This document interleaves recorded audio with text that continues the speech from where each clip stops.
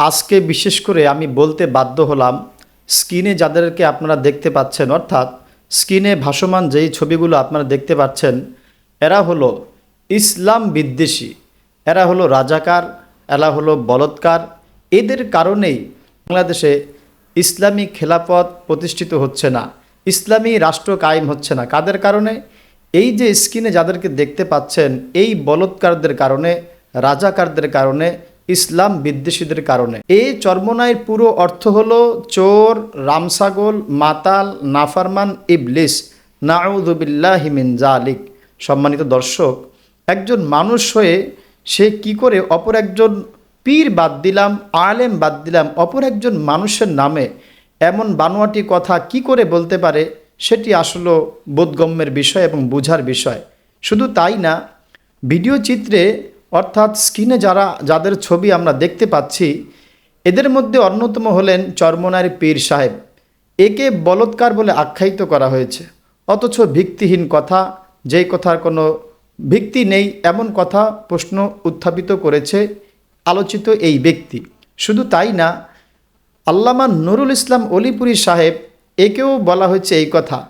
এমনকি রেজওয়ান রফিকি সহ, হাসান জামিল সাহেব সহ অন্যান্য বড় বড় শীর্ষ পর্যায়ে ওলামায়ে কেরামদেরকে নিয়ে এমন ব্যঙ্গত্বমূলক কথা বলা হয়েছে। এবং বিশেষ করে বাংলার যুবকদের একটা আইডল, বাংলার তারেক জামিল যাকে বলা হয়, আল্লামা নজরুল ইসলাম কাসিমি সাহেব, স্ক্রিনে আপনারা দেখে নিন, একেও তারা বাদ দেয়নি। সম্মানিত দর্শক, এখানে আরও একটি গুরুত্বপূর্ণ বিষয় হলো, অনেক বিবেকবান ব্যক্তি এই কথা ভাবছেন যে এই কাজটি যিনি করেছেন ইনি নিশ্চিত জামাতের লোক হবেন। কেননা তারা ইতিমধ্যে কমেন্টে এবং বাস্তবে বলা বলিও করতে শুরু করেছে যে এটা বুঝতে হলে সহজ একটি পন্থা হলো, স্ক্রিনে ভাসমান যাদের ছবি দেওয়া হয়েছে এখানে সমস্ত ওলামায়ে কেরাম রয়েছেন, কওমি অঙ্গনের ওলামায়ে কেরাম। তারা বলতে চাচ্ছেন, আর এটাই বাস্তবতা তারা ধরে নিচ্ছেন, যে যেহেতু জামাতের কোনো উল্লেখযোগ্য ব্যক্তি এখানে নেই, এই কথা নিশ্চিত যে এই কাজটি জঘন্যতম ঘৃণিত কাজটি করেছেন জামাতের সমর্থক কেউ। কিন্তু এখানে আরেকটি গুরুত্বপূর্ণ বিষয়, তাই বলে কি জামাতের শীর্ষ নেতা বা তাদের পক্ষ থেকে কেউ বলেছে এই কাজ করতে? না, এটা আদৌ সম্ভব না। কেননা জামাতের বলেন, অন্যান্য দলের বলেন, সমস্ত মূল ব্যক্তিরা সম্মানের ক্ষেত্রে, ইজ্জতের ক্ষেত্রে এবং শ্রদ্ধার ক্ষেত্রে একে অপরকে শ্রদ্ধা ভক্তি করে। কিন্তু এই ব্যক্তি কি বললেন এবং কতগুলো অশালীন ভাষা ব্যবহার করলেন, দর্শক চলুন আমি আপনাদেরকে তার বক্তব্যগুলো একটু শোনাই। কতগুলো ছবি, এদের মতো কিছু আলেম নামের জালেমদের কারণে বাংলাদেশে কোনোদিন ইসলাম প্রতিষ্ঠিত হইব না। কারণ এরা তো হইছে গা সব সময় বিকৃত মাল, এগুলা বিকৃত মাল। এইগুলা যখনই নির্বাচন আইব তখনই যে কোনো একটা দলের কাছে যায় বিক্রি হয়ে যাবো গা। এটা যুগে যুগে আমরা দেখে আইছি। শুধু এই এই আলেম নামের জালেমদের কারণে বাংলাদেশে কোনো সময় ইসলাম কায়েম হইতো না, ইসলাম প্রতিষ্ঠিত হইতো না। কারণ এরা হইছে গা লোভী, এরা হইছে গা আপনার এই কি বলে মুনাফিক। এদের মুনাফিকের কারণে ইসলাম বাংলাদেশের প্রশ্নবিদ্ধ। শুধু মুনাফিক না, এরা হইছে বলাৎকারকারী। এ মাদ্রাসার গুলোতে আপনি যাই চেক নিবেন, শতকরা 80টা বাচ্চার চেক করে দেখবেন, শতকরা 80টা বাচ্চা বলাৎকারের শিকার, লজ্জায় শরমে বলতে পারে না, শুধু খালি এদের মতো, এই শুধু এদের কারণে। কারণ বুইরা খালোয়ারা যে সব বলাৎকারের পক্ষে বক্তব্য দেয়, এতে কি বোঝা যায়? কাপড় খুললে নিব গা, তার মানে কাপড়ের প্রতি এদের খুব নেশা। এরাই হয়েছে বাংলাদেশের সবচাইতে বড় দুশ্মন, ইসলামের সবচাইতে বড় দুশ্মন হয়েছে এরা।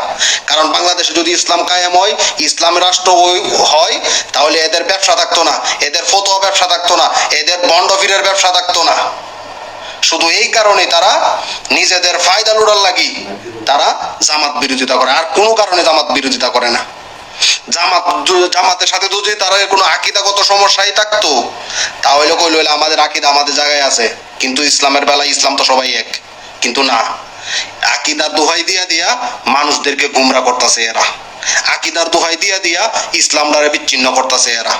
শুধু এদের কারণে বাংলাদেশে কোনো সময় ইসলাম কায়েম হইতো না, যদি এদেরকে ঠিক করা না যায়। সম্মানিত দর্শক, এই ব্যক্তি কি শব্দগুলোকে ব্যবহার করলেন?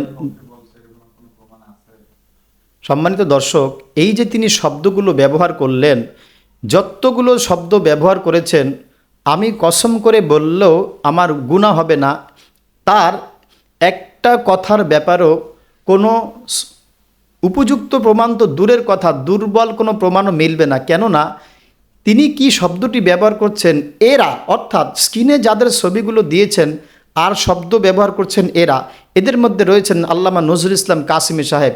তিনি কি ধর্ম ব্যবসায়ী? তিনি ভোটের সময় কোনো দলে চলে যান, আজও কোনো প্রমাণ মিলবে?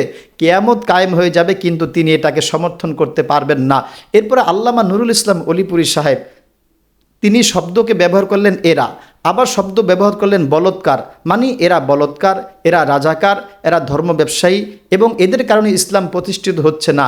কিন্তু দর্শক এবং অনেক অগণিত মুসলমান নারী এবং পুরুষ জানতে চায়, তাহলে ইসলাম প্রতিষ্ঠিত হচ্ছে কাদের দ্বারা, ইসলামী কাজ করছে কারা, এবং ভোটের সময় বিকৃত হইল কারা আর বললেন কারা? এই বিষয়গুলো নিয়ে সমাজে অনেক তোলপাড় চলছে।